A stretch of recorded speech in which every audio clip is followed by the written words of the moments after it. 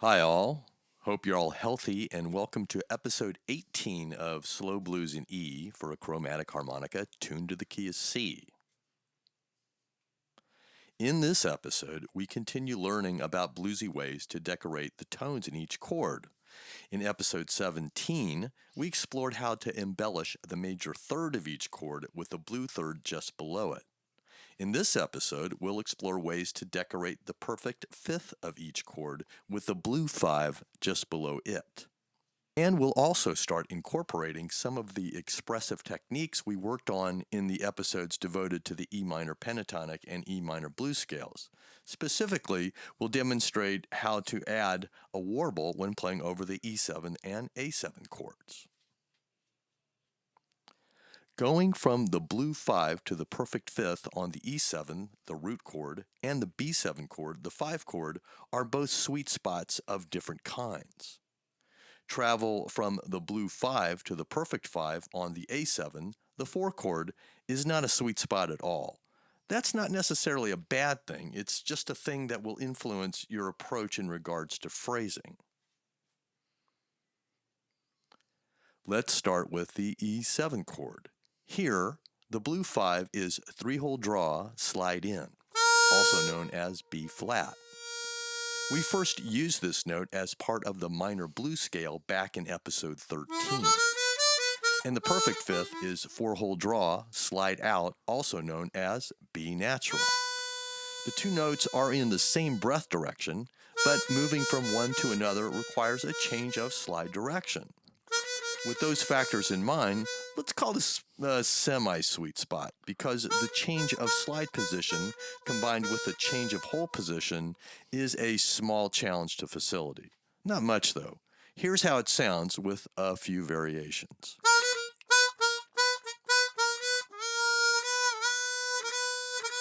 Let's do a quick woodshed with some drums for what will be the first phrase of the melody we'll woodshed towards the end of this episode. This phrase starts on 2-hole blow slide out, E natural, the root of the E7 chord. That note gets repeated. It then travels to 3-hole draw slide in, B flat, the blue 5 of the E7 chord. And it ends on 4-hole draw, B natural, the perfect fifth of the E7 chord. When you put it all together, it sounds like this. We'll do it call and response 5 times. I'll play it for 1 bar and leave you room to respond in the following bar.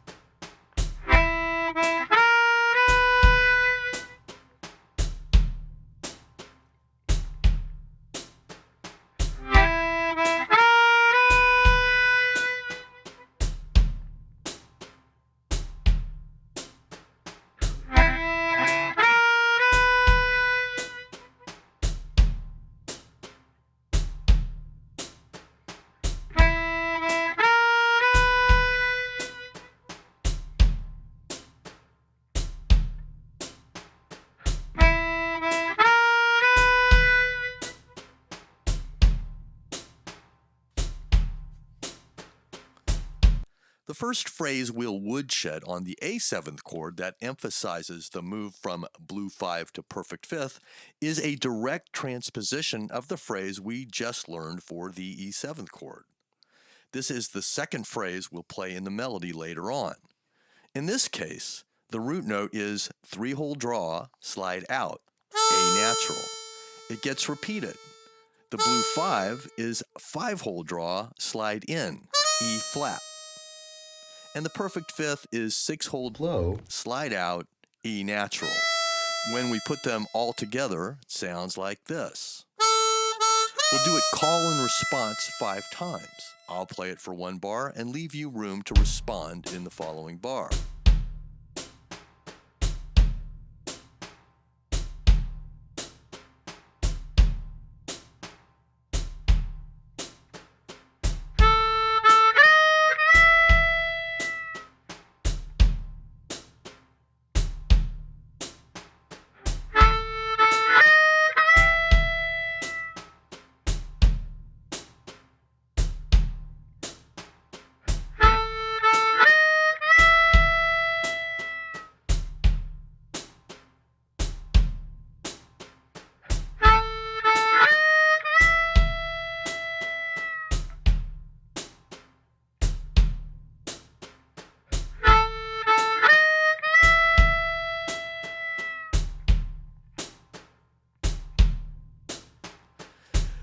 Note that you have to change both breath direction and slide position to get from the blue fifth E flat to the perfect fifth E natural on the A7th chord.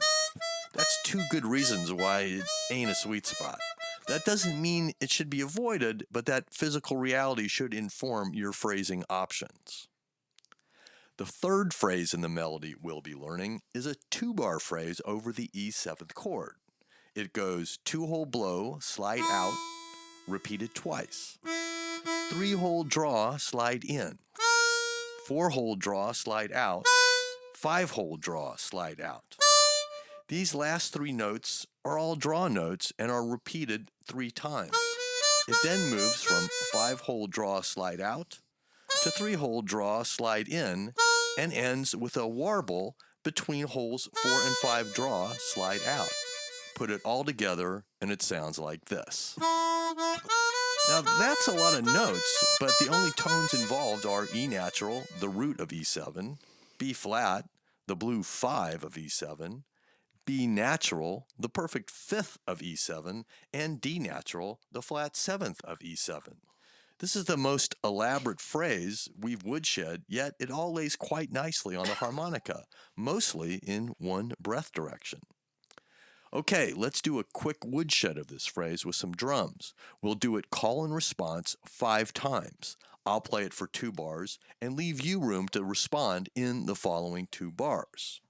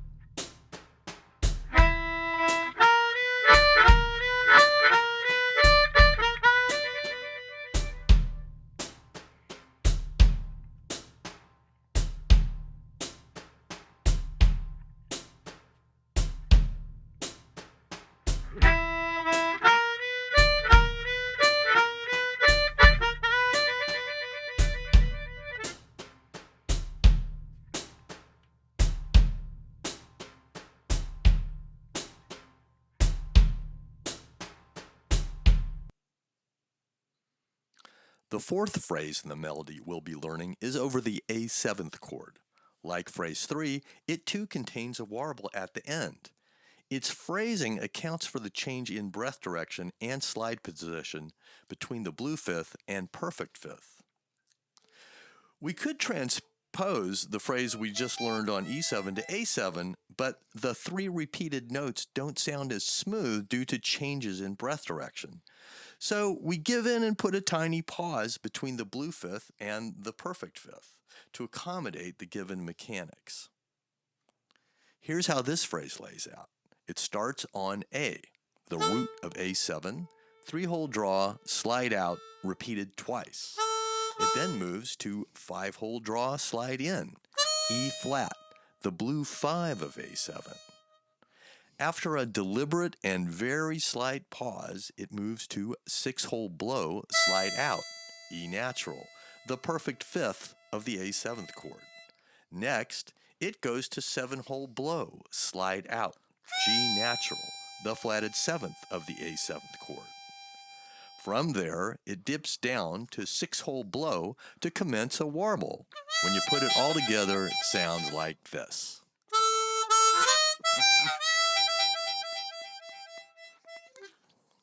Let's do a quick woodshed of this phrase with some drums. We'll do it call and response 5 times. I'll play it for 1 bar and leave you room to respond in the following bar.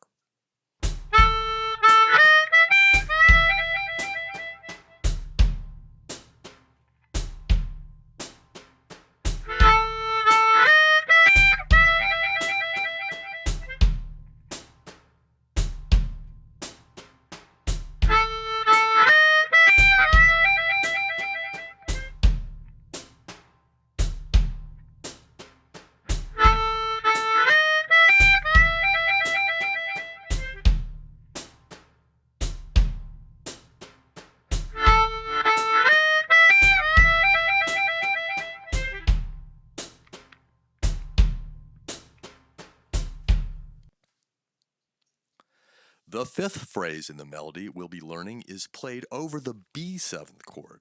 B7 is one big, happy, sweet spot on the chromatic tune to C.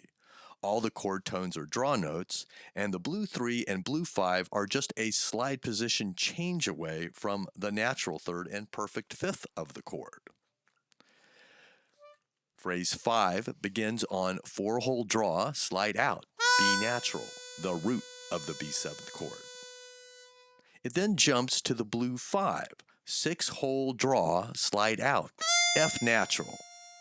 Now, not to make too big a deal of it, but by adding F natural to our palette, we have now used all 12 notes in the chromatic scale in one way or another. The next note is F sharp, the perfect fifth of B7, and all we do to get to it is push the slide in. The phrase then heads down from 6-hole draw, slide in, to 5-hole draw, slide out, the blue third of the B7th chord, D natural. This is followed by a mere push of the button to get the major third of B7, D sharp. From 5-hole draw, slide in, we move down to 4-hole draw, slide out, B natural, the root of the chord. And then we just drop 1 hole down to 3-hole draw, slide out, A natural, the flat 7th of the B7th chord. When you put it all together, it sounds like this. Notice how sinuous and smooth this phrase is. I think that's because there's no change in breath direction, and many of the slide position changes occur on the same hole.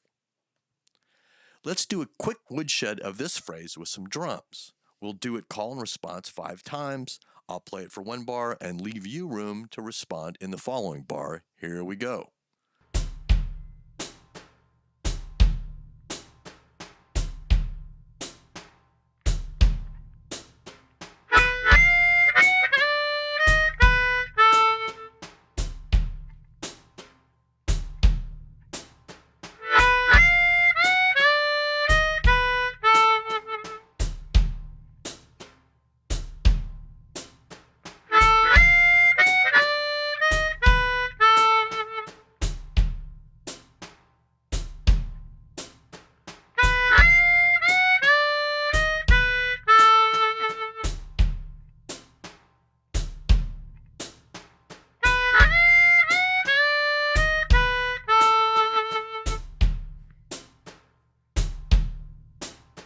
The 6th and final phrase is over the E7th chord and lasts 2 bars. The first bar is identical to the first bar of the 3rd phrase we learned.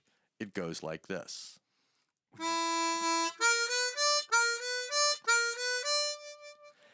And the second bar is a variation on ending phrases we've played in earlier episodes. It goes like this. Put these 2 bars together and we get a phrase that sounds like this.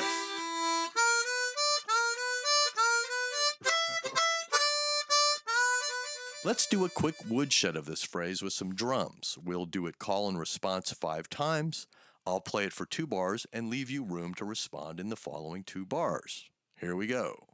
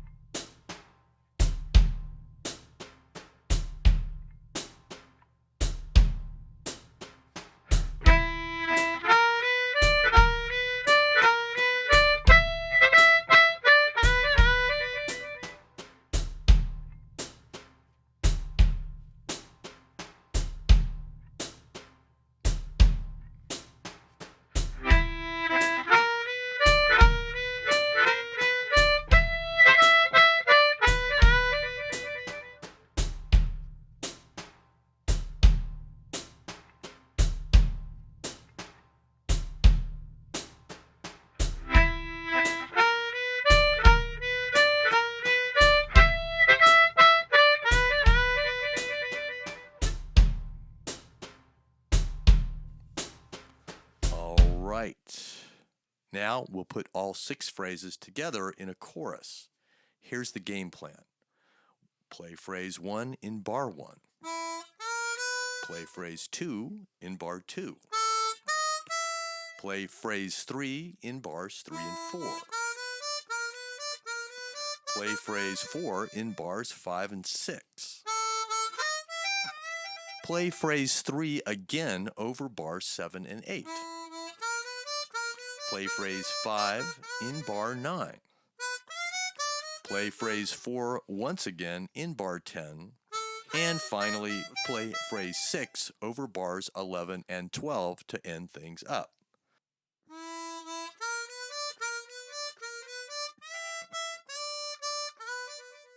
Let's put it all together with the band now. Here we go.